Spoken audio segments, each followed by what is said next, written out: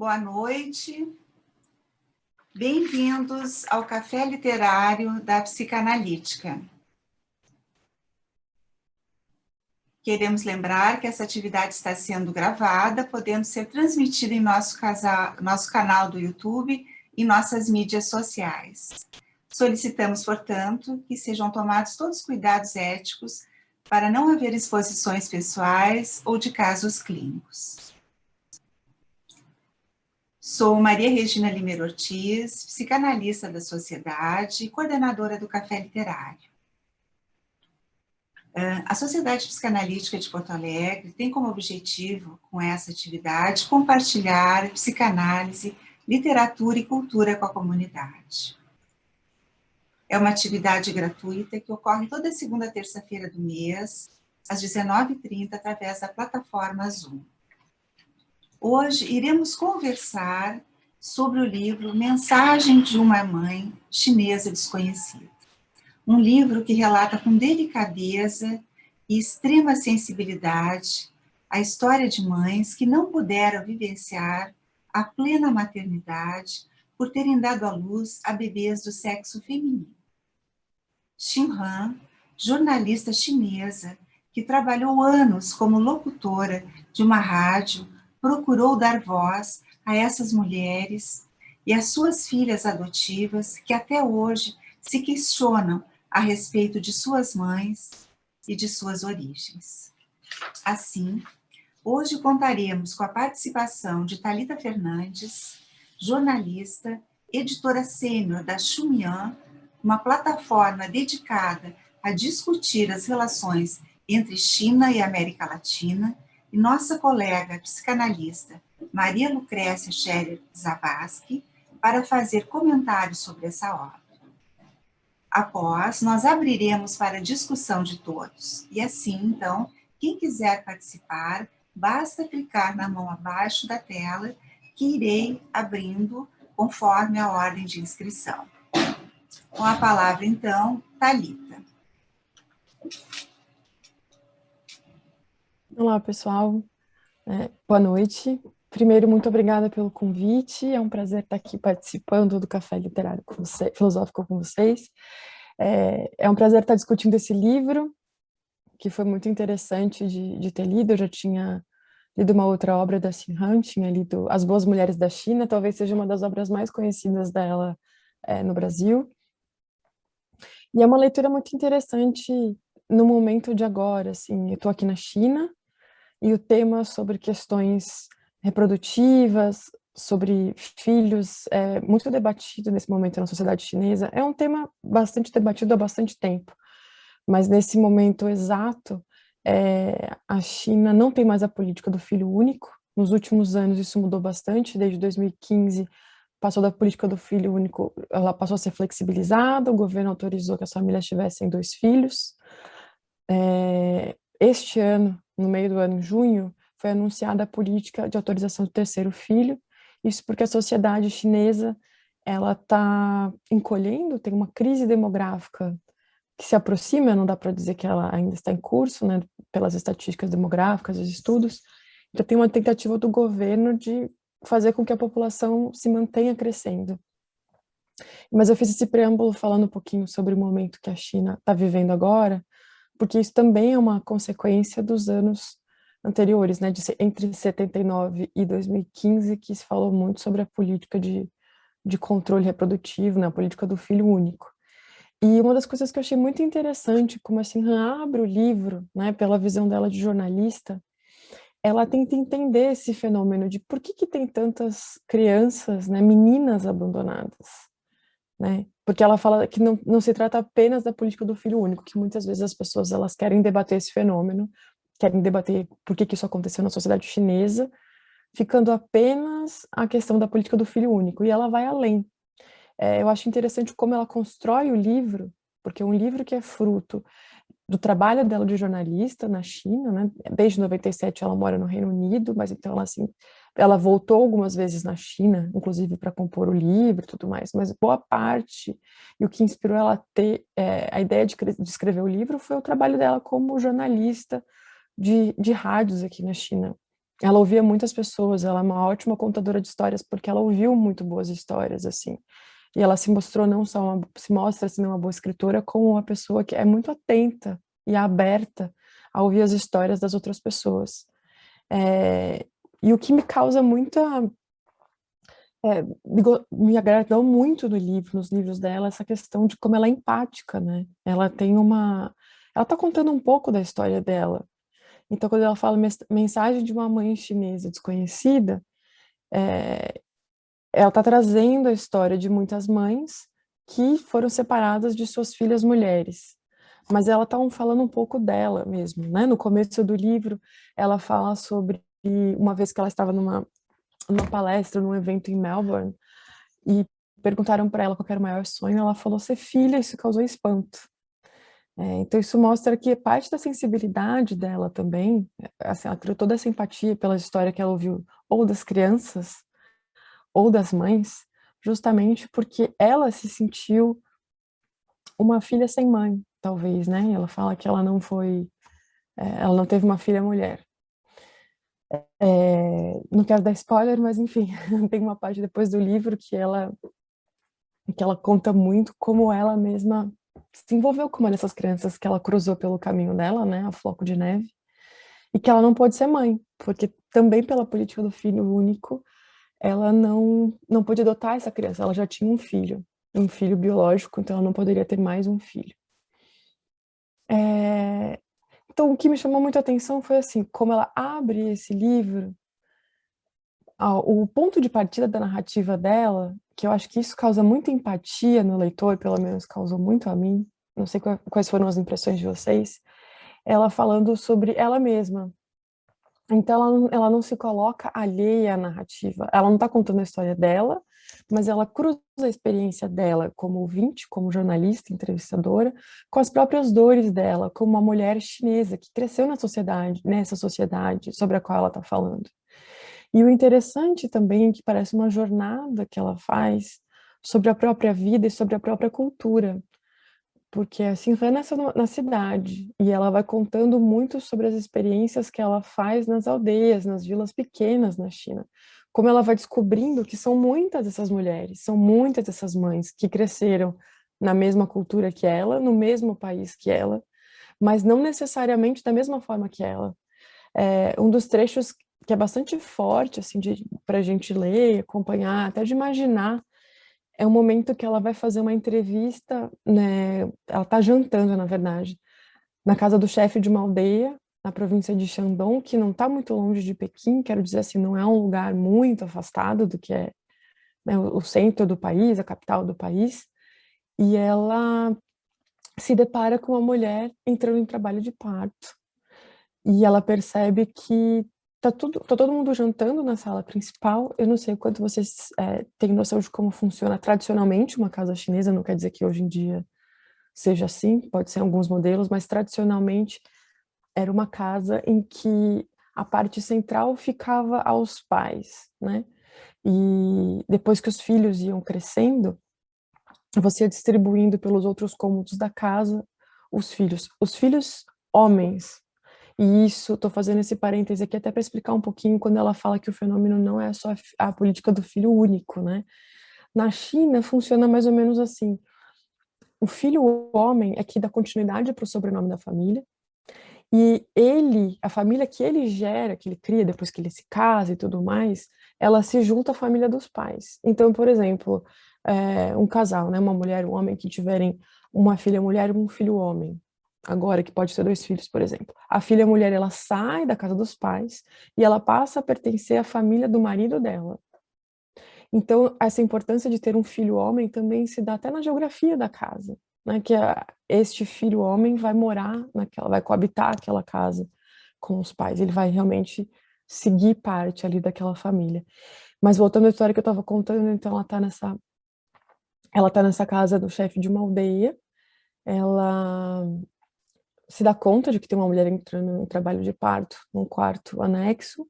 Ela ouve o barulho da mulher e depois um silêncio e não ouve um bebê chorando. E chama muita atenção dela porque ela vê o pezinho do bebê num balde de água. E é muito pesado, muito chocante pra gente, pra nossa cultura, ver como é que isso acontece. E é muito chocante para ela, que é chinesa, ver como isso acontece. E as mulheres com quem ela conversa falam, como assim você não sabe, né, o que que é, eu até me esqueci o termo agora, não é encerrar, o que é, me falha agora a memória, depois eu resgato aqui, resolver um bebê, né? E é uma coisa que, assim, ela fala, eu sou chinesa, isso faz parte da minha sociedade, ela entende, ela sabe que a sociedade chinesa, assim, e não é exclusividade da sociedade chinesa, né, essa preferência por filhos homens, mas ela se espanta com isso. E ela fica num dilema ali moral e ético, inclusive, de como ela lida com aquilo, né? O policial chama ela pro lado e fala, fique quieta, não demonstre espanto. Mas eu acho que a partir dali que ela se sentiu tocada mesmo de como assim a mãe pegou a criança e colocou numa bacia e todo mundo continua jantando e fingiu que nada está acontecendo. Eu acho que ela se questiona a partir dali. Se as pessoas não têm sentimento, e eu acho que o que ela demonstra no livro dela, ela quer resgatar, assim, até por uma questão de, não sei se é por isso, mas eu quero dizer, o que eu acho bonito que ela faz, ela mostra que as pessoas podem parecer frias, mas elas estão fazendo aquilo ali porque muitas vezes elas não têm opção. Você pode julgar se é certo ou errado e ela sai desse julgamento moral do certo e errado. E ela está explicando quais são essas condições em que isso acontece. Por que que muitas vezes a própria mãe acaba se desfazendo da filha. E como isso deixa marca nas mães, né? E o interessante é que ela fala muito sobre a mulher, ela não ouve os homens nesse caso. Não que ela devesse ter ouvido, né? Porque a mulher era culpada, inclusive, por não gerar um filho homem. Isso acontece em várias sociedades. Na sociedade brasileira, por mais que hoje em dia os tempos mudaram e tudo mais, é, existe, se a gente for olhar relatos, isso aparece em novelas, em livros, em romances, o homem se queixando de que a mulher não deu um filho homem, quando a gente sabe que geneticamente a definição do sexo ela vem do homem. E, mas eu acho muito interessante toda essa combinação de coisas que a Shin Han traz para contar histórias tão duras e sofridas. Ela me causou empatia, e me deu dá uma certa leveza de como ela conta, sabe? Eu me senti um pouco encontrando essas mães. Ela fala muito sobre a questão do abraço, que ela queria ser abraçada pela própria mãe. E a sensação que eu tive muitas vezes é de uma sensação de abraço, né? Como mulher, como filha mulher, como isso faz parte da história de todos os filhos, de todas as mães, mas eu acho que ela consegue, com bastante delicadeza, provocar isso no leitor, um sentimento de abraço e de acolhida, porque, de alguma forma, por melhores intencionados que possam ter sido os nossos pais, quase todos os filhos talvez tenham se sentido não abraçados como queriam, ou abraçados demais, ou abraçados de menos, e eu acho que é uma forma muito interessante que ela aborda isso. É, acho que eu tenho mais uns minutinhos, né, Maria Regina?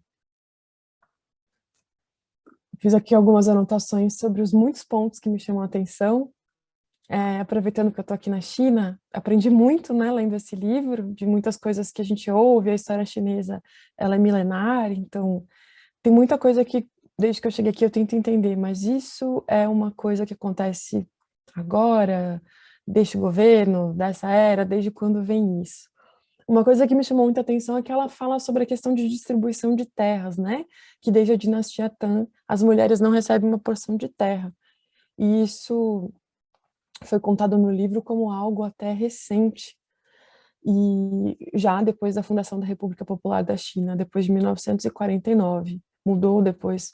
Mas ainda hoje, por aqui, tem uma tradição. A questão de casamento aqui na China, não dá para dizer que não existe amor romântico, claro que existe, mas é um conceito um pouco mais recente. A forma como as pessoas encaram o casamento e ter filhos é bem diferente. Me espantou muito desde que eu cheguei, muitas vezes as pessoas perguntarem. Uma das primeiras perguntas que as pessoas fazem, assim, de onde você é e tudo mais, e você é casada, tem filhos? E as pessoas sempre, mas por que não tem filhos? E você quer ter filhos? E assim, ter filhos é um tema muito importante, então dá para ver que existe uma pressão muito grande sobre as mulheres, sobre as pessoas no geral, mas muito sobre as mulheres, de que precisa ter filho, né? Existe essa completude quando se reproduz. E tem uma cultura também de que está mudando um pouco, claro. Estou falando assim, a China não é uma coisa só. A China é imensa, multicultural. Hoje essa sociedade moderna é muito diferente do que a gente vê historicamente, até da própria vivência da China. Ela morou aqui até 97. E ela fala muito sobre como a China mudou muito rápido. Eu estou aqui há 1 ano e meio e eu vejo como as coisas mudam rápido. E lendo um pouco da história, muda muito, muito rápido, uma velocidade que nós brasileiros não nos damos conta, assim, de como pode ser tão rápido. A ponto de que hoje são filhos únicos que já passaram por 2 mudanças, né? Que já puderam ter 2, agora podem ter 3 filhos. Então, realmente muda rápido.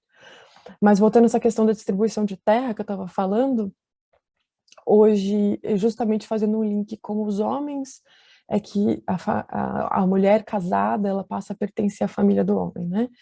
E existe uma certa expectativa de que, assim, os homens, para serem bons candidatos, né, a casamento, eles têm que ter uma casa. Então, fazendo um paralelo com a história de distribuição de terra, não se trata disso, né? Não se trata mais de mulheres não têm terras, né? Ou mulheres não têm direito à propriedade, mas existe essa expectativa de como é na casa do homem em que o casal recém-casado vai morar, isso se passa, isso acontece na casa do homem, o homem tem que ter uma casa. E eu estou falando aqui também sobre casamentos, né, binários de homem e mulher, porque não existe outra forma reconhecida legalmente na China como união. A união homoafetiva não é reconhecida legalmente na China. Uma coisa interessante, ela fala muito, ela tenta entender esse fenômeno de por que tem tanta criança abandonada e por que são meninas, né? Ela faz essa combinação de parte da história, parte de uma certa questão de ignorância e parte da política do filho único. Quando ela fala da questão da história, essa supervalorização do homem, ela fala em algum momento, dá para entender que pessoas no campo acham que o filho homem, é claro que um homem tem fisicamente mais energia, mais vigor, mais força. O corpo do homem e da mulher não são iguais, né? Ela fala, é inegável a questão das questões biológicas e fisiológicas que são diferentes. Mas ela fala também sobre a questão da ignorância, tanto que hoje na China, um resultado que a gente vê dessa preferência por homens é que a população de homens é maior que a população de mulheres. E um fenômeno por muito tempo também foi de que faltam mulheres, então os homens vão buscar mulheres, e às vezes histórias horríveis de sequestro de mulheres em países vizinhos, né, de como que isso se trata.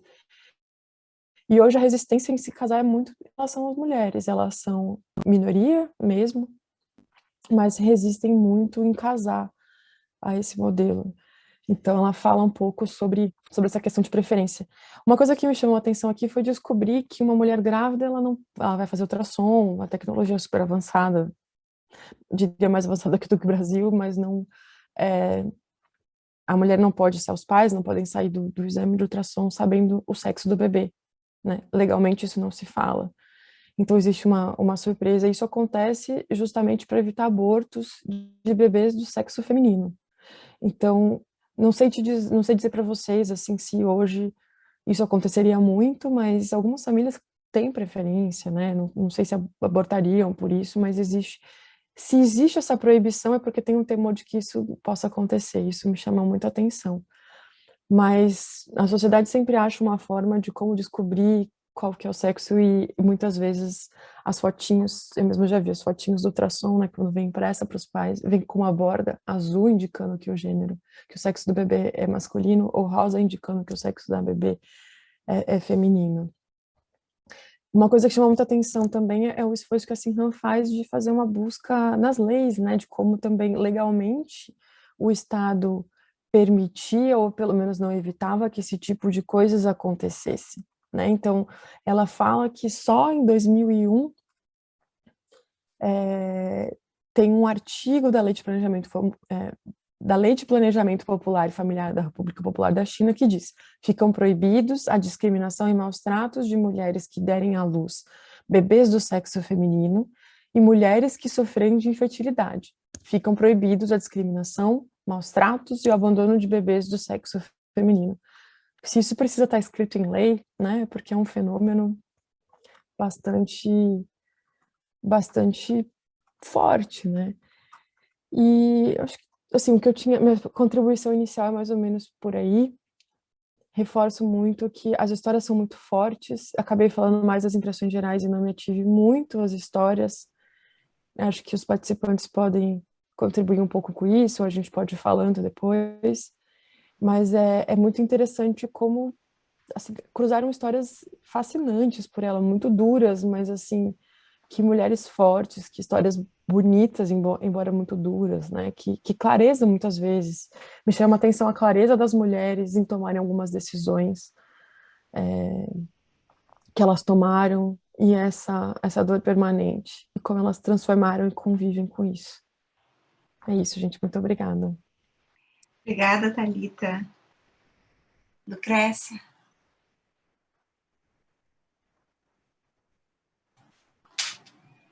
Boa noite a todos. Boa noite, Maria Regina. Boa noite, Thalita. É uma satisfação e uma oportunidade ímpar participar de um encontro de literatos e psicanalistas que buscam em território comum um melhor entendimento da alma humana. Desejo, em primeiro lugar, agradecer a nossa coordenadora do Café Literário da Sociedade Psicanalítica de Porto Alegre, a nossa psicanalítica, a psicanalista Maria Regina Limeira Ortiz, por seu honroso convite, que oportunizou-me conhecer a autora Shin Han, diferentemente de Thalita, que já a conhecia, e despertou-me inicialmente já enorme admiração, devido à sua coragem como jornalista e escritora, em uma sociedade cuja orientação unipartidária e ditatorial controla toda a informação até os dias atuais. Mesmo que possa não parecer, pelo menos a meu ver, trata-se de uma denúncia cultural e política, mais do que uma comunicação a um registro documental muito bem escrito. É um livro que tem o destino de calar fundo nos corações de todos os seus leitores, principalmente dedicado às meninas adotadas no Ocidente, que, segundo a autora, chegam a um número de 120 mil até o ano de 2007. Também, este livro, acho que tem o objetivo de servir de conforto, quem sabe, para muitas mães que tiveram que abandonar as suas filhas na China contemporânea.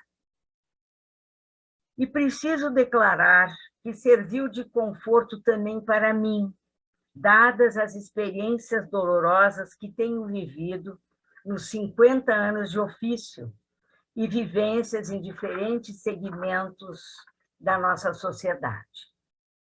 Os textos de Shin Han nos levam às lágrimas, também à náusea, nojo, angústia, espanto, extremo inconformismo, repugnância, aflição e tristeza. Impossível não mergulhar na indignação pela ignorância, miséria física, cultural e emocional e pelos requintes de sadismo, como de queimar os genitais das meninas com querosene para que morressem dessa forma. Os métodos mais frequentes de resolver, a Thalita já mencionou, as meninas eram a asfixia ou afogamento em água misturada com sangue, líquido amniótico, fezes, mecônio, urina. Tal prática dificilmente se coaduna com o que chamamos de processo civilizatório aqui no Ocidente.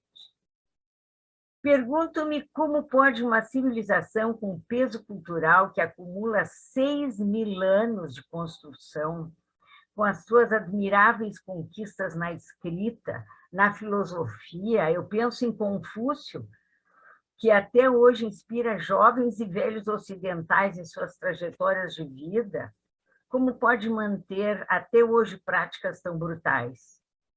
Como pode civilização esta que alcançou admiráveis avanços nas artes gráficas, na pintura, na arquitetura, na tecelagem, na fabricação das sedas, na música, na ourivesaria, confecção de joias, pedras preciosas, marfim, jade, porcelana, persistir com este espantoso abismo entre tão sofisticada civilização e a miséria absoluta da grande maioria da população agrícola que vive até os dias atuais nas mais longínquas aldeias? Como pode persistir contraste entre tão elevados índices culturais, o analfabetismo, a ignorância, o conservadorismo, que levam-os a exterminar meninas excedentes que não prestam mais utilidade aos interesses econômicos das clãs e de seus costumes? Essa prática do extermínio de meninas, sobretudo em áreas rurais, obedece à tradição de distribuição de terras, como bem falou a Thalita, que elegem o menino como herdeiro da clã, assim garantindo a manutenção da possibilidade de sobrevivência em muitíssimos casos que a autora apresenta. Pois o filho homem, segundo a tradição, deve ficar com seus pais para cuidá-los na velhice, enquanto a filha mulher vai embora com seus sogros. Digo que o livro foi confortante também para mim, pois, devido a esta prática profissional que tenho, fui testemunha de inúmeros abusos, sevícia, maus tratos a bebês brasileiros, culminando com morte, com semelhantes ou piores requintes de sadismo daqueles que li em Xinhan. Trago, portanto, a minha primeira questão. Concordam as colegas de mesa, Regina e Thalita, que os assistentes, e também os assistentes que nos acompanham, que não precisamos ir à China para encontrarmos abandono de crianças, principalmente de meninas também aqui? Já em 1975, quando eu realizei um trabalho sobre adoção no Rio Grande do Sul, a partir de pesquisas realizadas no então Juizado de Menores em Porto Alegre, identifiquei que as crianças expostas para adoção em orfanatos de Porto Alegre, menos procuradas eram principalmente as meninas, os bebês de cor negra e os doentes. Em decorrência de preterem representantes do sexo feminino e das minorias, estes ficavam longo tempo, ou até mesmo até completarem 18 anos, abrigados, sem nunca encontrarem um lar que os acolhesse. O abandono da infância, portanto, não é prerrogativa da China. Aqui também abandonamos nossas crianças, tanto no âmbito da educação quanto da saúde. Aqui também temos abandono de crianças, roubo, porque ela descreve uma situação muito contundente de uma criança que é roubada na beira do rio, trabalho infantil, negligência, trabalho escravo, venda de meninas, tráfico sexual, violência e filicídio. Possivelmente em menor escala no caso de meninas recém-nascidas. À medida em que lia os depoimentos de mães que tiveram que abandonar ou mesmo matar as suas filhas, e de crianças que foram abandonadas e posteriormente adotadas, que se perguntam por que suas mães as abandonam, não pude deixar de entristecer. O livro causou-me tal impacto que me senti consternada por não poder estudar inúmeras das questões levantadas pela autora. Vejo-me na contingência de pensar apenas alguns aspectos que a mim tocaram com força. Assim, no mar de interrogações sobre os temas suscitados por Xinhan, busquei na natureza algumas informações. Pensando no reino animal, ocorre o chamado canibalismo filial. Muitos animais matam e devoram suas crias. Não apenas os mamíferos, como felinos, ursos e pequenos roedores, mas também peixes, aves e insetos. Estudiosos acreditam o fato a filhotes doentes, cuja manutenção corresponderia a desperdício de energia com uma cria que não vingaria de qualquer forma. Outra causa seria a ameaça de outros predadores alimentando-se de suas crias ou de seus ovos.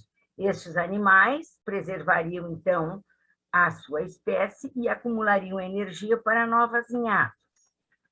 Outra causa de canibalismo filial seria o do controle populacional, relacionado à escassez de alimento disponível. Mamíferos, peixes e formigas fazem isso. Pensando agora na direção do animal Homo sapiens, particularmente, gostaria de adentrar em campos da filosofia, por exemplo, Lévi-Strauss, biologia, Darwin, antropologia, Joseph Campbell, da arqueologia, mas aí estamos em outras histórias que não poderão ser contempladas hoje. Mas é importante dizer que Xinhan é um desafio para a busca de conhecimento dos porquês, como levantou também a Thalita. Sabemos que muitos povos primitivos costumavam sacrificar seus filhos, sobretudo quando mal formados e doentes. Tem-se notícias de que na sociedade espartana, por exemplo, a qual primava pelo cultivo físico, a morte aguardava o destino das mal-formadas. Esse costume também, sem falar da Índia e de outros países que fazem a mesma coisa, e da história grega, etc. Várias outras situações. Esse costume, e também Idade Média, me lembrei agora das ossadas encontradas na França, Paris, agora recentemente no Canadá, etc., etc., aqui no Brasil também. Esse costume também não é distante de nós, o de sacrificar as crianças doentes. Nós, brasileiros, ocorre contemporaneamente em tribos indígenas brasileiras. Bebês com deficiência física são eliminados por suas mães no momento do nascimento. A Constituição brasileira assegura a grupos indígenas o direito à prática do infanticídio quando o bebê nasce com alguma malformação ou não apresenta condições ideais de sobrevivência. Quem avalia esta situação é a própria mãe. Para os indígenas, isso é um gesto de amor, uma forma de proteger o recém-nascido. O infanticídio indígena é um ato sem testemunha. As mulheres vão sozinhas para a floresta, lá, depois do parto, examinam a criança, e se ela tiver alguma deficiência, a mãe volta sozinha para a aldeia. A prática acontece em pelo menos 3 etnias indígenas do Brasil, principalmente nas tribos isoladas, como os Suruhuarás, os Ionomamis e os Camaiuarás. E tem outros que eu não posso citar, não dá tempo. Crianças, então, com deficiência física, gêmeos, filhos de mãe solteira ou fruto de adultério, podem ser vistos como amaldiçoados, dependendo da tribo, e acabam sendo envenenados, enterrados e abandonados na selva. Então, levanto também uma segunda questão.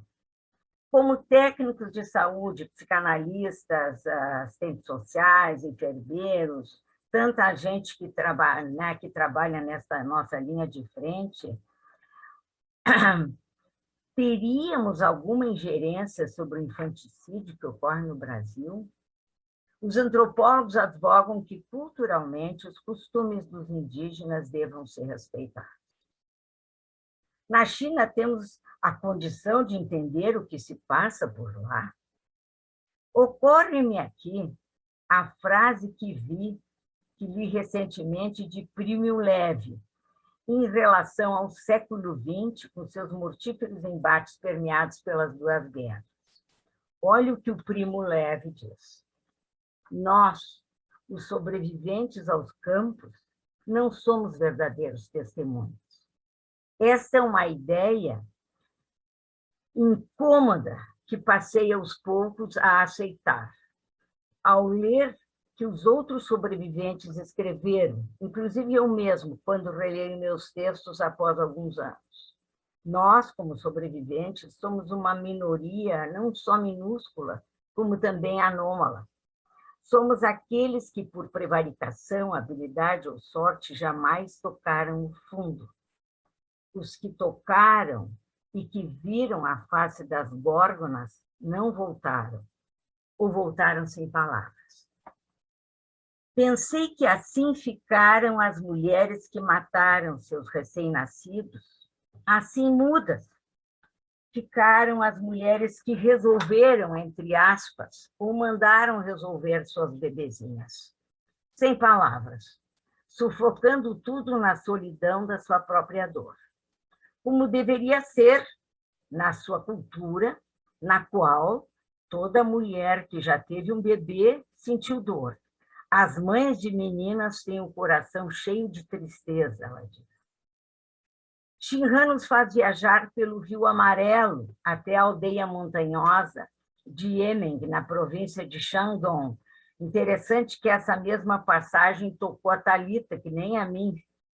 Algo impressionante. Conduz-nos até, então, uma pobre casa, na qual havia um tecido branco e azul no pátio da frente, o que significava que não deveriam ser perturbados, pois um parto estava por acontecer.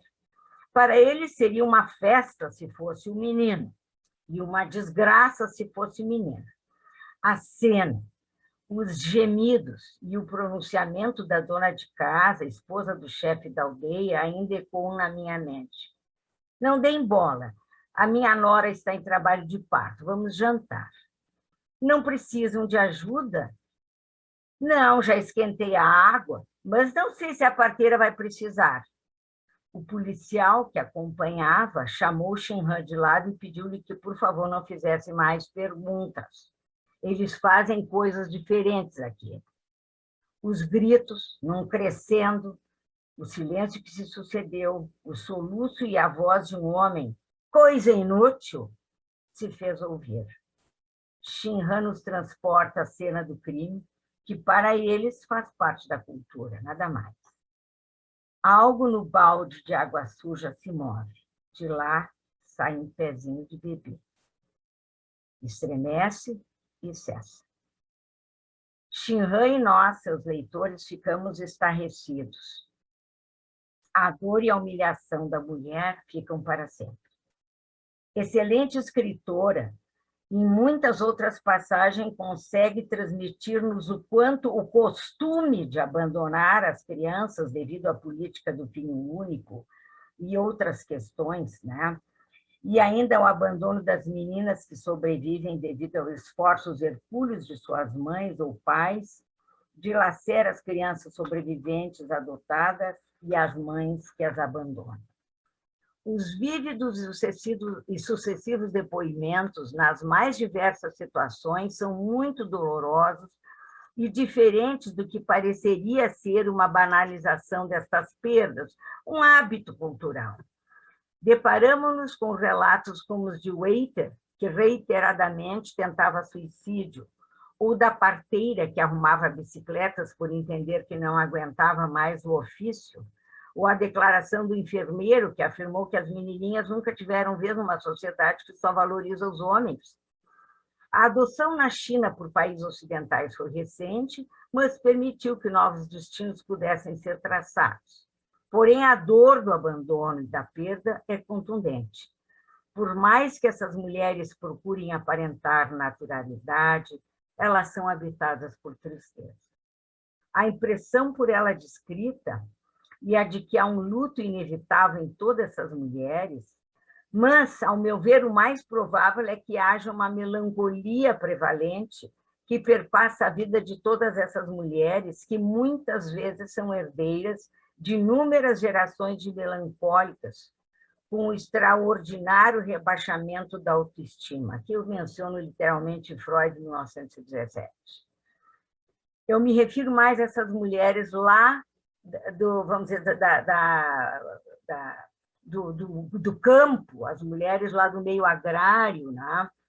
Que elas são, ao meu ver, assim, parecem tão humilhadas, paralisadas e estancadas no seu desenvolvimento. Desta forma, seguem perpetuando a miséria física e psíquica dessas aldeias silenciadas pela opressiva e inconteste tradição e pela política de interesses econômicos, despóticos, corruptos. Não é de se estranhar a prevalência do suicídio em mulheres chinesas, e essa prevalência é bem maior do que em outros países nas mulheres. Ao longo e principalmente do final do livro, ela tem a delicadeza de apresentar situações reparadoras, com depoimentos de mães adotivas ocidentais, gratas pela dadivosa oportunidade de terem podido ter filhas chinesas. Também traz depoimentos de gratidão das crianças chinesas adotadas no Ocidente por suas mães terem permitido com que continuassem vivas. E aí eu pensei em concluir, mas nunca vai terminar esse assunto, é infinito, não é? Mas concluir com algumas próprias trechinhos de cartas que a Xinhan publica, né, ali no pós-fácil do livro. Ela diz assim: queridas mães, de uma mãe que adotou 2 crianças chinesas, uma mãe que chama-se Nies Medema, que mora em Amsterdã. Queridas mães de minhas 2 filhas, muito obrigada por darem à luz a minhas filhas. Nós somos as mães delas. Tenho o privilégio e a alegria de criá-las. Somos 3 mulheres com 2 filhas, 2 mães na China, uma mãe com 2 filhas em Amsterdã. Se uma pessoa herda caráter e inteligência pelos genes, vocês 2 devem ser inteligentes, bonitas, espertas, amigáveis e bondosas. Isso é que eu vejo nas filhas de vocês. Elas são a alegria da vida do meu marido e da minha. E sentir a falta delas deve causar dor no seu coração. Não sei se e como vocês conseguem partilhar essa dor. Tenho lido histórias de mães chinesas e a falta que sentem de suas filhas, a quem não puderam criar. Não sei o que vocês sentem, mas meu coração está com vocês. E assim por diante. Muito lindo, muito delicado, muito terno. Nós, meu marido, nossas filhas e eu, nunca as vimos, mas vemos vocês em suas filhas. E então, amamos vocês. É muito bonito, né? E depois tem um trechinho também de meninas que se perguntam por que minha mãe chinesa não me quis. Não há uma resposta simples a essa pergunta. Não se pode resolver isso com uma conta de somar, nem encontrar resposta em um livro de história, nem procurá-la nos livros de Xinhan ou em um estudo acadêmico. A resposta está na sua mãe biológica. Ela lhes deu o dom da vida, e esse dom, que vem imbuído de todas as esperanças que ela tinha para ela, bem como de todos os desejos dela para você, custou-lhe anos de provações e angústias. Cada um de nós, na nossa vida, tem algo que realmente amamos, além dos nossos amigos e da nossa família. Sempre há algo que valorizamos e que nos deu prazeres inesperados, uma música perfeita, um livro com uma história que nos toca, um menino nos nossos sonhos, sentado em um banco de parque.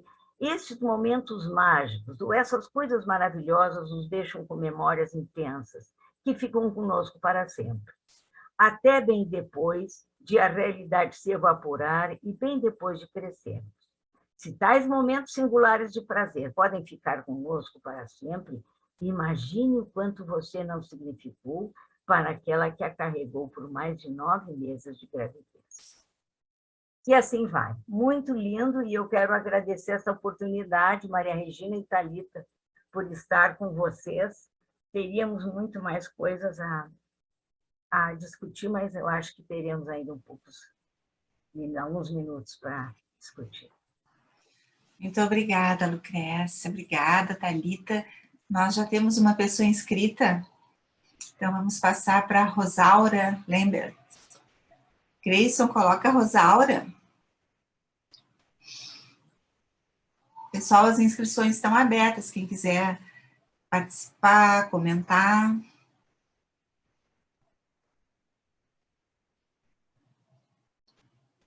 Tá tudo bem. Olá, pessoal. Oi, Rosaura. Regina, adorei, assim, um livro muito sensível, assim, a tua escolha. E eu queria cumprimentar a Thalita, porque deve estar... Quantas horas está aí, Thalita? Deve ser... Está muito 11 longe. horas. Ah, 11 horas. e queria cumprimentar a Lucrécia também, e queria comentar assim, a respeito da questão do feminino e da maternidade, e a figura da mulher, né, sexual e da maternidade são situações muito viscerais, né, que envolvem, nesse livro, a questão do sofrimento, muito grande, né, em relação à questão da maternidade e da própria sexualidade em si, né, quando a menina é desconsiderada. Então, duas questões que eu pensei em formular para ajudar o debate, uma delas seria para a Thalita, em relação à cultura chinesa, né, e o quanto ela leva consigo uma vergonha em relação, ou não, né, em relação a essa posição discriminatória em relação à mulher, né, um pouco tu já falou, mas eu gostaria que tu pudesse falar um pouquinho mais. E em relação a Lucrécia, que também fez uma exposição muito boa, colocar em relação à questão da mulher, a origem da mulher vem, né, a primeira mulher vem, né, foi antes de Eva, foi a Lilith, né, e a Lilith era uma mulher que tinha um caráter dúbio, ela era ao mesmo tempo atraente, sedutora, e ao mesmo tempo ela era malévola. Então eu te levanto essa questão difícil, né? Será que a origem de todo esse preconceito chinês pode vir dessa cultura? É isso. Muito obrigada.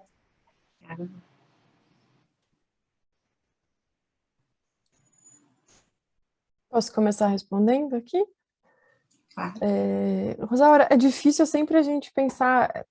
Uma das minhas dificuldades aqui da China é quando a gente tenta entender um pouco a sociedade, né, sendo estrangeira, tem uma barreira de língua e tudo mais, então, assim, sempre tomo todo um cuidado de falar um pouco as minhas impressões, mas não, assim como o Brasil, a China é um país multicultural, eu estou em Pequim, e cada vez que eu faço alguma viagem aqui, eu vejo o quanto é diverso e é difícil colocar todo mundo numa caixinha. Hoje eu me pergunto muito mais até sobre o que eu falo sobre as minhas impressões do Brasil, né? Porque isso que é interessante da Sinhan, ela se coloca o tempo todo como sendo uma mulher Han, né? Porque eu não sei quanto vocês estão familiarizados com isso. A maioria étnica da China é Han, mas tem várias minorias étnicas, né? E cada uma com suas dificuldades, particularidades, diferenças e tudo mais. Mas ela se coloca como uma mulher urbana de cultura Han, vendo, né, essas culturas, esses comportamentos em outros lugares da China. Mas da minha experiência, que o que eu pude acessar é o seguinte: tem uma coisa sobre a característica da sociedade chinesa de que muitas coisas não são faladas, né? Então, assim, não se fala muito sobre esse tipo de questão como um problema, assim, sabe? Não... Mas eu vejo que, eu digo, psicologicamente, psicanaliticamente, não se fala muito. Me chama a atenção de que, já me perguntaram na aula de chinês, a professora perguntou, no Brasil vocês são diretos ou vocês dão voltas para falarem as coisas? Eu falei, depende. A gente funciona para algumas coisas mais diretos que vocês e para outras dá mais volta. O brasileiro tem um pouco menos de problema. Se alguém perguntar, oi, tudo bem? Às vezes as pessoas falam, ai, não tô bem não, alguma coisa assim. O chinês raramente vai falar isso. Mas, ao mesmo tempo, para a gente soa muito direto algumas questões culturais, e eu acho que isso é um choque cultural mesmo, das pessoas chegarem e perguntarem, oi, tudo bem? Você trabalha com o quê? Quanto é seu salário? Quanto você paga na sua casa? Você é casado? Tem filhos? Então, assim, algumas questões né, são naturais. Então, falar sobre essas questões mais do sentimento, porque eu acho que isso trabalharia um pouco uma questão de culpas, a sociedade se culpa, se pune, é difícil ouvir esse tipo de coisa. E eu acho que, assim como a Sinhan, a impressão que eu tenho, pelo que eu converso com algumas pessoas aqui em Pequim, é de que muita gente também não sabe essa história, essas histórias que ela conta, sabe? Muitas pessoas da cidade, como muita gente no Brasil, como eu, como brasileira que cresci, por mais que eu tenha crescido uma parte no interior do Brasil, não cresci num lugar tão pequeno, eu provavelmente não sei sobre várias das práticas culturais que a gente tem no Brasil que eu poderia me espantar lendo um livro. Mas sobre se faz alguma coisa, eu vejo, ainda que com muitas dificuldades, como se vê no mundo todo, essa questão do feminino, do direito ao feminino, dos preconceitos, e assim como em outros países, a China tem um crescimento muito forte do movimento feminista, apesar de alguns controles, né, por parte do governo e tudo mais. Existe também, por parte do governo, algumas mudanças legislativas no sentido de entender que isso é um problema. Então, mais recentemente, passou-se a tratar muito a questão da violência doméstica, a violência contra a mulher, houve um endurecimento mais das leis, a ponto de que a mídia estatal trata disso mais abertamente, né? Menos sobre o ponto de vista feminista, digamos assim, mas é um assunto que hoje é bastante tratado.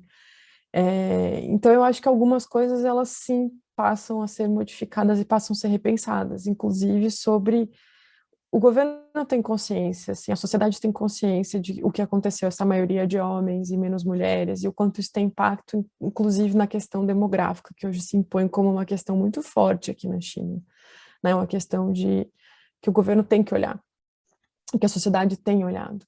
E as próprias mulheres, né, para não falar só, para falar sobre as vozes das mulheres mesmo, as mulheres têm se levantado muito contra o modelo de uma sociedade patriarcal. E isso não é fenômeno exclusivo na China, mas também acontece na China, com as suas características próprias, né, culturais, como cada país tem, mas isso é uma coisa que tem crescido muito. Então, as mulheres têm, inclusive, resistido a casar, a ter filhos, neste modelo em que cabe a elas o cuidado dos sogros, né, já que as mulheres, quando elas se casam, elas se anexam à família do marido, e aos cuidados dos filhos, e também trabalhar, porque as mulheres trabalham fora na China, são exigidas muito por carreira, etc., pelos estudos e tudo mais, então tem uma certa resistência.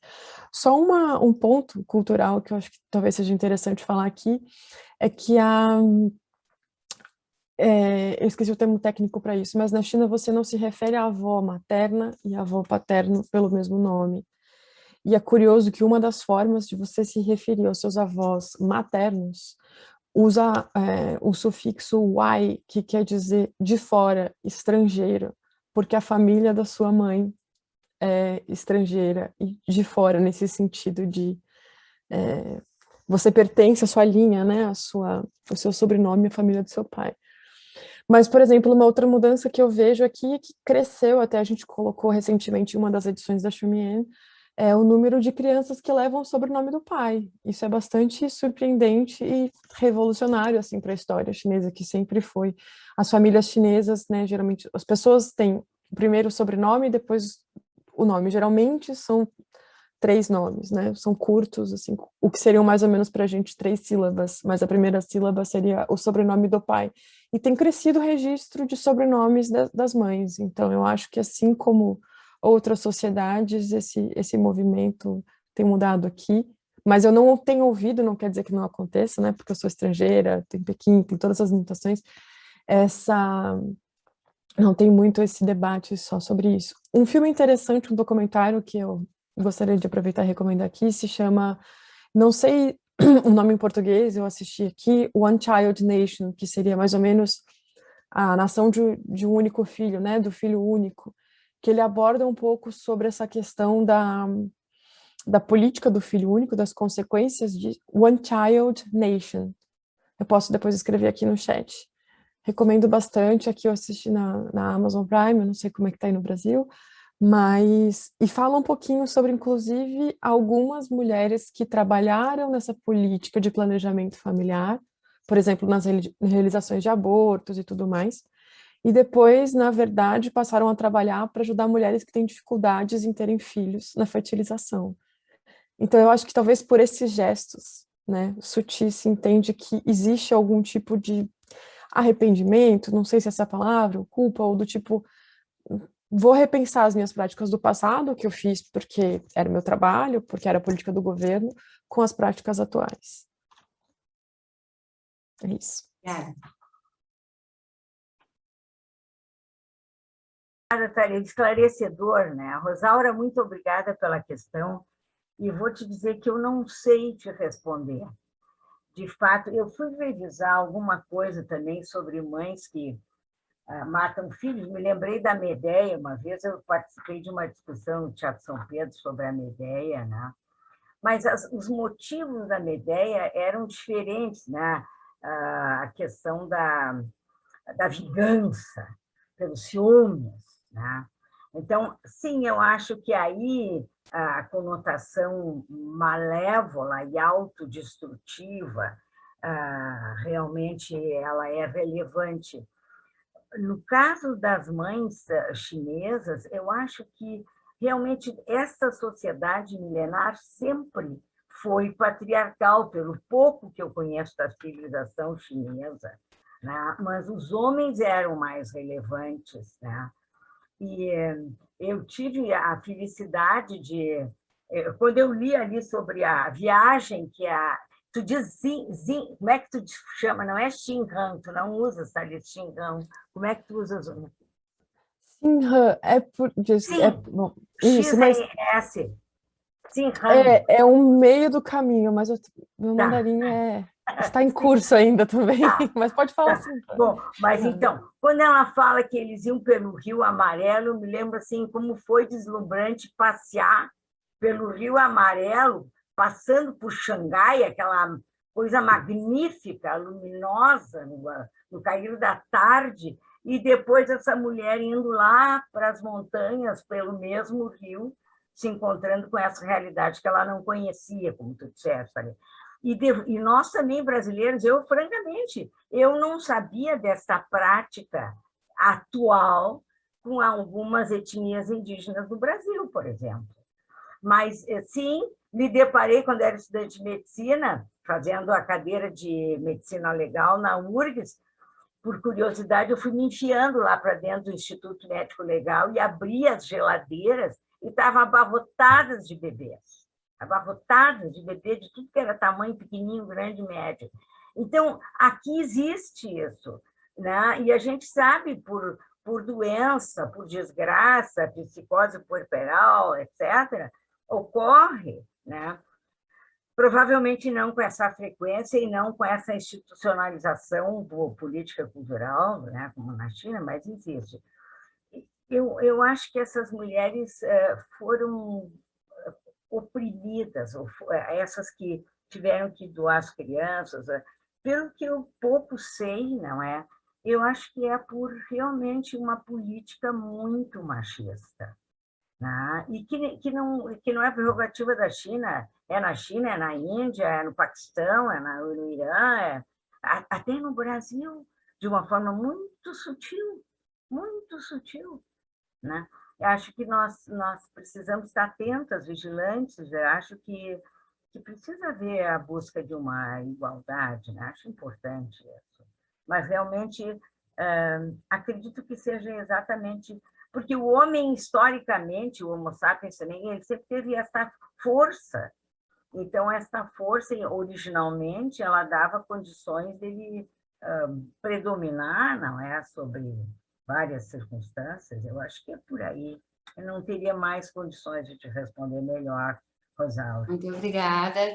Eu estou achando muito interessante. Eu acho que tem essa questão toda da cultura e do preconceito, pelo que vocês estão colocando, mas tem as questões internas também, intrapsíquicas da mulher, né? E também da mulher na civilização.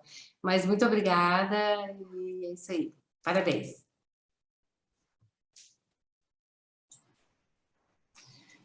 Mais alguém gostaria de fazer alguma colocação?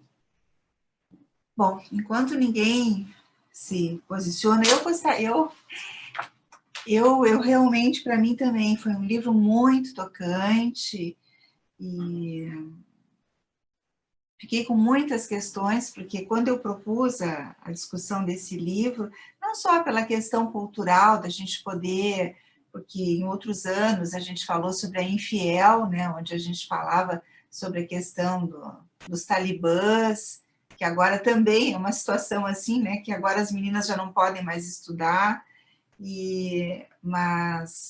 então pensei em ir para outra cultura, né, para a China, mas a questão emocional, e fiquei também pensando assim, num momento no livro ela fala sobre as mulheres chinesas, né? E tu chegasse a mencionar de leve assim o jeito do chinês ser, né?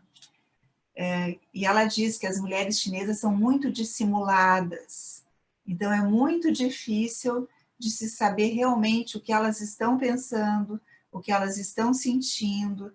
E eu também, pensando nisso, fiquei pensando que está se implantando a psicanálise na China também, né, Lucrécia?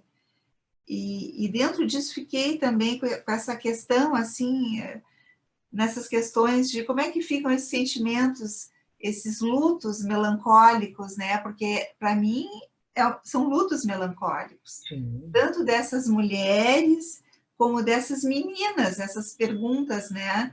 Eu também assisti documentários e vi, assim, é interessante que tem no YouTube vários filmes, jornalistas que foram à China e filmaram escondidos esses orfanatos que existiam e que, quando foram descobertos, eles imediatamente desapareceram, esses orfanatos, né?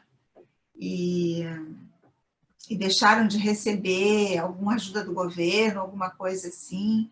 Então, umas situações muito dramáticas, mas assim, tem uma situação que a menina vai, a família leva a menina para a menina se encontrar com a família chinesa, e aparece o desespero daquela mãe, querendo encontrar aquela menina que tinha sido dada, que o pai entregou assim, né, num lugar lá para adoção, mas a menina tão indiferente àquela família.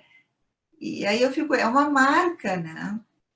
E a gente sabe que as crianças adotadas têm essas marcas todas, né? E essas mães também. Então, essas questões que são transgeracionais, né? Então, eu também queria te ouvir, sei que sabe um monte sobre isso, até porque no passado a gente trabalhou juntas, né? E também o teu olhar sobre isso, Thalita, que tu está trabalhando aí, né? Com mulheres, enfim. Acho que era importante a gente também ter essa... Liga teu microfone, Lucrécia. Desculpe, sim. Eu vejo essa questão transgeracional, eu até tangenciei isso, porque eu concordo, assim, mesmo que elas tenham que fazer um empenho, um esforço de seguir trabalhando, se inserindo no mercado de trabalho, etc., a sombra desse objeto morto, perdido, acompanha essas mulheres, né? E a maioria delas, pela descrição da Xin Han, elas são mulheres mais melancólicas, dá impressão para mim, né? Que a gente tem uma tendência a tentar entender e rotular e trazer uma linguagem comum, mas são pessoas mais entristecidas, como elas próprias dizem correntemente, né? E eu acho que elas, aqui como eu cheguei a mencionar, né, que o mais provável é que haja uma melancolia prevalente que perpassa a vida de todas essas mulheres, que muitas vezes são herdeiras já de inúmeras gerações de melancólicas, porque a gente se põe no lugar, são tribos, são aldeias isoladas, né? E essa tradição ela vai permeando as gerações, né? E, digamos assim, esta mulher que teve que, suponhamos, que teve que entregar, que deixar ela mesma, ou a parteira, afogou esse nenezinho desse jeito, não usou nem a aguinha limpa que tinha lá fervida, né? E aí a tristeza desta moça, né? A decepção, a humilhação, essa coisa que não prestava mais, o desdém do marido, de toda a família, a forma banal e desprezível com que lidaram com ela, né? Isto marca profundamente, né, a personalidade dessa pessoa, que, por sua vez, quando tiver filhas, se tiver a felicidade, né, da primeira tem que ser um homem, depois pode vir alguma, agora ainda com essa política, já pode vir 2 ou 3, mas claro que isto vai perpassando. Como é que esse tipo de costume segue de forma centenária? Porque vai passando de uma geração para outra e marca, e vai incluindo, eu acho, né? Porque a gente sabe, pelos estudos novos da epigenética, a gente sabe que inclusive tem partes do gene que são duras e que passam diretamente de uma forma praticamente imutável, mas tem umas partezinhas do gene que são influenciadas pelo ambiente. E essas, elas se repetem, elas se reproduzem. Então, eu entendo que este ambiente é tão depressivo, tão machista, né? Eu estou me referindo àquela situação lá, digamos, não a Beijing ou a Xangai, esses lugares mais já ocidentalizados, eu entendo assim, né? Uma tecnologia elevadinha, mas eu acho que se transmitem por gerações e se perpetuam dessa maneira, né? Bom, mas Lucrécia vê bem, né? Tu vai dizendo, não estou pensando, mas vê que tem muitas mulheres chinesas que fugiram e vieram para o Ocidente, e elas trazem essa carga emocional com elas, né? Tem aquela história daquela que ela vai encontrar em Nova York, ela encontra aquela mulher toda, mas a mulher se desmancha, né? E ela mesma relata que em cada menina chinesa ela procura o olhar da filha. Sim, né? tudo que é Então, menino. E aí, por isso que eu fiz essa questão, né? Se é chinesa, aí para ti, Thalita. E aí, para a gente tentar pensar nessa questão que tu colocasse, esse jeito duro, direto, não é esse jeito dissimulado, para não ter que se deparar com essa dor que fica lá dentro, né? Pois se é transgeracional, em algum lugar está. Né? Eu concordo plenamente contigo, Regina. E eu me lembrei, tem uma outra autora chinesa que eu me apaixonei há muitos anos, que é aquela que escreveu Os Cisnes Selvagens. Jung Chan. Yang Chan. Ela é espetacular, ela fala das 3 gerações, né? E é óbvio que essas perdas... E ela tem agora um outro livro, vocês viram aquele livro Mal, ela e o marido dela, o inglês, historiador inglês, tá? E tem mais uma aqui, agora eu peguei aqui esse livro só um pouquinho aqui para ler, pretendo ler nas férias, é dela também, da Yang Chan, As 3 Irmãs, aqui. Então, tem muita coisa da cultura chinesa, muita coisa da cultura chinesa que precisa ser conhecida, não é? Para a gente entender melhor, né? Mas, bom, é isso, a transmissão das gerações, e talvez venha atenuando com a passagem de gerações, né? Talvez essa dureza possa se manifestar, eles são menos verbais, a Thalita também mencionou as silenciosas, né? E tem a parte, lógico, dissimulada, porque precisa para sobrevivência, eu suponho, uma coisa defensiva, né? Interessante isso. Eu acho que, assim, falando sobre as questões das gerações, e até pelo gancho, Lucrécia, com o que estava falando sobre a Juntian, dos Cisnes Selvagens, a gente já fez livros bem interessantes mesmo, eu já li os Cisnes Selvagens, estou também com As 3 Irmãs aqui para ler, tem um outro, eu acho que está aqui do meu lado, que se chama Cixi, que é de uma... Na verdade, assim, ela foi concubina, uma das concubinas dos últimos imperadores aqui da dinastia Qin. E ela, na verdade, foi ela que comandou a China, ainda que ela não tenha tido legalmente o papel de imperador, de imperatriz, de imperadora, né? Porque ela não tinha esse papel, ela era uma concubina. E ela morreu, acho que nos 1909, alguma coisa assim. Então, se a gente for parar para pensar, fazendo um gancho do que a gente está falando, como a própria Sin Han fala no livro, imagina geracionalmente, né, as mulheres que hoje, né, estão aqui pensando nos seus 70 anos, 80 anos, de que mães elas nasceram, em que situação elas nasceram.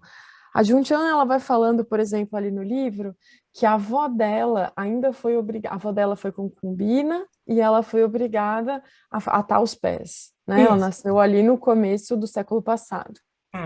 A mãe dela foi uma mãe durante a Revolução Cultural.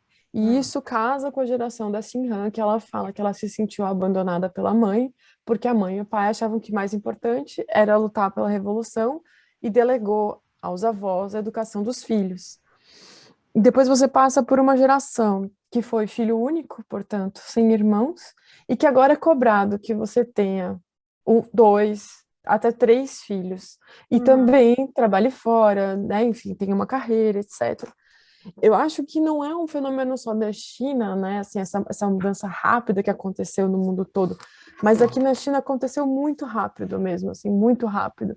Então, eu acho que passa essa questão que a gente estava falando sobre transmitir de gerações, e ao mesmo tempo que eu fico pensando, que tempo...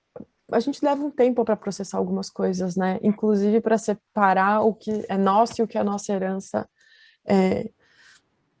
a nossa bagagem emocional, né? O que a gente trouxe de outras gerações, das nossas mães, das nossas avós, de quem que a gente trouxe. Então, eu imagino como é complexo na sociedade chinesa, é uma sociedade que a psicanálise está começando, mas é uma coisa pouco comum, né? Assim, super pouco comum. Então, mesmo em Pequim, em Xangai, em cidades muito grandes e tudo mais, a sociedade patriarcal ela está aqui, assim como está no Brasil também nas capitais, nas cidades grandes, né? Então é assim, como uma sociedade patriarcal no mundo inteiro se manifesta nessa cultura aqui. Então eu acho que sim, que tem essas emoções todas que são carregadas. Isso, eu fico imaginando quais são os espaços, né? Não me parece que tem um grande espaço para, no geral, não quer dizer que isso não aconteça em nenhuma família, é claro que acontece. Tem colegas aqui chineses que têm relações diferentes de um para o outro com a família e tudo mais, ou como lidam com o mundo, como lidam com a própria sociedade e tal. Mas como seriam essas conversas entre as mães, né? Falar sobre esses sentimentos todos, no sentido, a mãe que antes teve que escolher ter um filho só, né? E agora fala para o filho, não, você pode ter mais de um filho e tudo mais. Eu acho que com certeza passa essa bagagem de uma para outra, sim, mas eu diria todas as bagagens, né, nesse tempo todo.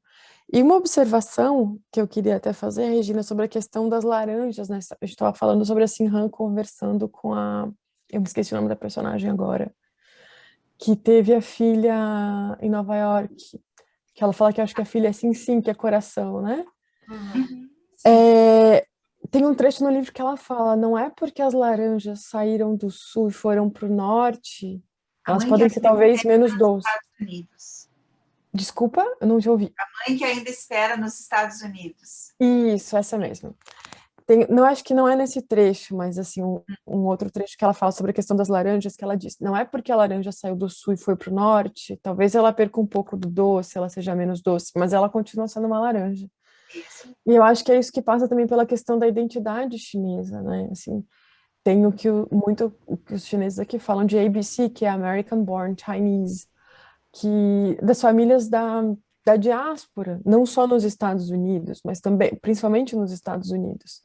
São as pessoas que elas têm os traços chineses, elas cresceram em famílias chinesas, mas elas cresceram também em outras culturas, nos Estados Unidos, na Inglaterra. No caso da Xinhan, ela migrou já adulta e tudo mais. Mas isso passa também por essas crianças que foram adotadas por outras famílias, né? Elas são chinesas de alguma forma, né? Isso, imagino o debate identitário também para as crianças, né? Porque você vai parecer diferente dos seus pais. E essa diferenciação entre ser asiático ou ser ocidental deve ser uma questão que perpassa aí na vida dela. E também uma questão para as mães, né? Assim, para as mães, para os pais responderem quem são seus filhos, né? Quando olha uma família ocidental com uma criança chinesa. Então, assim, é um debate que vai fazer parte a vida toda. E aí tem as crianças que querem vir depois conhecer a China, algumas querem aprender mandarim para entender de onde vieram, qualquer língua. E até falando sobre essa coisa do retorno, e da possibilidade de retorno, chama muita atenção como ela fala sobre não existem registros na China, né? E não existe registro pelo medo. Não existe registro pelo medo de toda coisa que aconteceu durante a Revolução Cultural. que esse é um período, sim, que eu acho que aqui na China se fala muito mais abertamente, né? Depois da morte do Mao, eu acho que é um período que, por exemplo, os filmes que falam sobre a Revolução Cultural são mais autorizados aqui. Se fala sobre os males desse período duro da Revolução Cultural, que tudo era pela Revolução, então as crianças estavam longe dos pais. E é uma geração inteira que cresceu assim, que passou por isso, né? Não sei se respondi às questões, mas acho que essas são as impressões. Assim, é difícil falar, né, sobre a questão de toda essa herança, mas eu acho que está assim presente, né? Como está presente no Brasil também. Temos como origem ainda uma sociedade bastante rural, por mais que as pessoas possam ter crescido na cidade. Eu acho que isso é comum também na China, só que ainda mais próximo. Até 2014, a maioria da população chinesa estava no campo. E assim, é chocante você ver o quanto tem de tecnologia, o quanto as coisas funcionam aqui de uma outra forma. Os chineses passaram do pagamento em dinheiro para o pagamento eletrônico, digital, assim. Aqui na China você precisa de um celular para sair de casa, principalmente em tempos de pandemia, tudo tem um código para você escanear, você paga tudo com o celular. Então é uma coisa que, assim, quando eu falo na velocidade chinesa, é a velocidade chinesa, a facilidade de você comprar coisas e localizar as coisas na internet é surpreendente, eu imagino isso.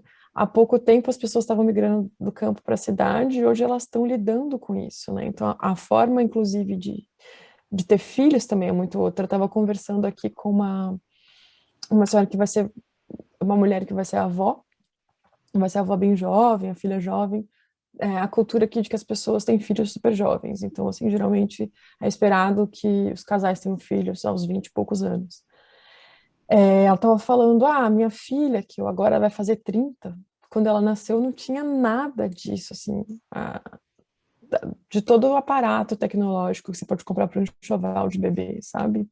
Isso também acontece no Brasil, mas aqui era realmente um período talvez de mais escassez em algumas cidades.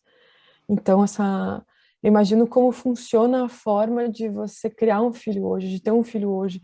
Ainda hoje tem um costume de fazer um resguardo aqui na China de 1 mês das mulheres que têm filho. Não são todas, cada vez se faz menos e é mais flexível, mas antes era 1 mês que a mulher passava sem lavar o cabelo, sem quase se movimentar. E os hospitais hoje já adaptam um pouco para essa transição dessa cultura anterior para os tempos de agora, né? É porque é muito interessante, né, Thalita? A gente está quase na hora, mas eu lembro, tem uma parte assim, que me tocou. O livro todo me tocou, mas a outra parte que me tocou muito é aquela mulher no rio ali, né? Que carregava aquelas coisas, que ela entrega aquele seixo, né, para Xinhan. Eu vou continuar dizendo Xinhan, tá? O dia que eu for estudar mandarim, se um dia eu estudar, aí eu vou dizer diferente. Que ela dá aquele seixo e depois aquela menina que dá folha para ela, né? Que é aquele encontro, assim. Eu achei aquilo extremamente tocante. E fiquei pensando nesse encontro, né? Da mãe bebê, ou a mãe com a sua filha, esse desejo. E aí, quando tu chega no final e tu lê aquele poema que ela escreve para Floco de Neve, não tem como aquilo não te tocar, né? E aí, se tu pensa, isso que tu dissesse, essa mãe agora que tu tocasse, eu fiz essa associação, Thalita, que a filha dela tem 30 anos, né? E que há 30 anos atrás, nós vamos entrar exatamente na narrativa da Xinhan. 30 anos atrás, nós estamos em 1990. Tu certo? Tô, né? E isso aqui foi... 91, 90, isso mesmo. E ela disse que a política mudou em 94. Então, nós vamos cair aqui, quando essa coisa aqui mudou, né? Então, olha só, ela escreve aquele poema, Amada criança, você me vê nos seus sonhos? Todos os dias espero por você, espero. O vento me trazer seu hálito, a luz me trazer suas cores, rezo, para que o dia a faça sorrir, para que a noite lhe traga paz. Amada criança, se a chuva tocar você, são minhas lágrimas. Se o vento acariciar você, é a minha mão. O dia é meu olhar atento sobre você. A noite sou eu aninhando seus sonhos. Amada criança, você me vê nos seus sonhos? Toda porta que se abre são meus braços a envolvendo. Obrigada, minha filha. Obrigada por ser minha filha inesquecida. Olha que abraço, né? Que coisa mais linda isso. Aqui tá o luto melancólico, né? Isso aqui é uma coisa assim, eu achei realmente muito tocante. E ela é uma mulher muito delicada, muito sensível, muito profunda. E eu vi que a Thalita também mencionou antes que ela sente falta da mãe, mas a mãe estava envolvida com a Revolução, ela e o pai, ou seja, ela foi uma moça, um bebê, uma menina que necessitava do abraço, né? Mas eu gostaria de ser criança. E aqui ela viveu meses só com a Floco de Neve, que foram poucos meses, e o apego que ela desenvolveu com essa menina, não é? E o desespero dela quando chegou lá, e o orfanato não existia mais, não existia mais nada. Não é? Que brutalidade. E ela é uma das centenas de crianças, né? Desaparecidas, né? Me-sem. Bom, pensando, só um último comentário, eu estava lembrando aqui também que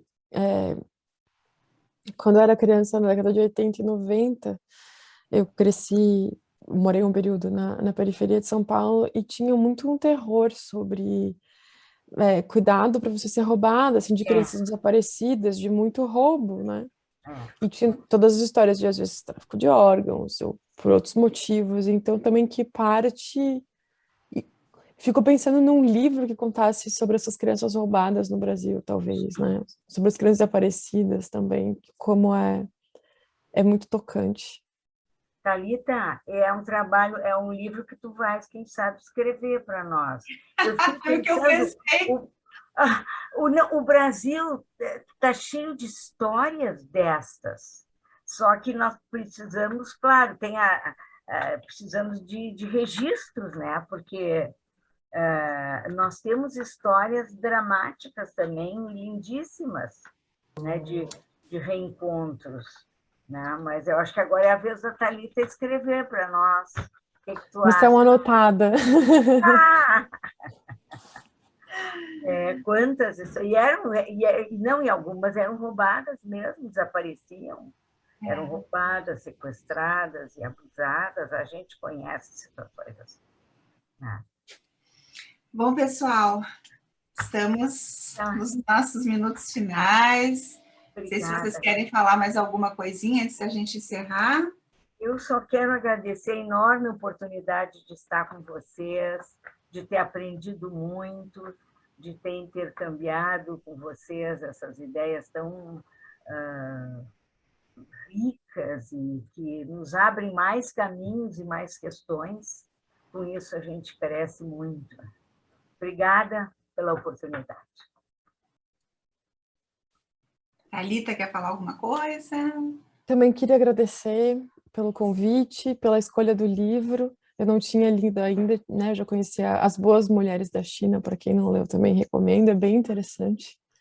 E para mim, como jornalista, é muito legal ver esse olhar cuidadoso da Sin Han, de olhar para a própria cultura, para a própria história, e, sobretudo, de ser muito atenta e ouvir essas personagens que cruzaram a vida dela, que é um privilégio nosso de jornalista, poder conhecer tanta gente e poder aprender ouvindo tantas histórias, e como ela teve a delicadeza de transformar isso em livros tão interessantes. Obrigada, pessoal. Boa noite para vocês aí no Brasil. Boa noite. Muito obrigada, Lucrécia. Obrigada, Thalita. Foi muito bom conversar contigo lá da Praia Brava. Saudades da Praia Brava. A gente se acertou, eu estava em Santa Catarina, e aí a Thalita me disse que tinha estudado em Santa Catarina, mandei umas imagens da praia para ela matar saudades do Brasil. Muito obrigada para todos, convido para o próximo Café Literário, dia 14 de dezembro, às 19h30, onde será o ano, e nós iremos falar, então, sobre Carta ao Pai de Kafka. Nós iremos contar com a presença de Daniel Pressman e da nossa colega Kátia Radke. Meu abraço carinhoso para todos vocês. Até lá, então. Obrigada, pessoal. Tchau, até lá.